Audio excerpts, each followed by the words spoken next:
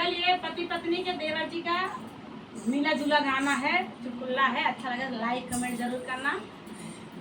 नया मोबाइल नया सीमा मंगवले बाटी है राजा जी, मंगवले बाटी है राजा जी। अरे पहिला फोनवा तोहरा के लागवले बाटी है राजा जी। अरे पहिला फोनवा तोहरा के लागवले बाटी है राजा जी। अरे नया मोबाइल नया सीमा लगवले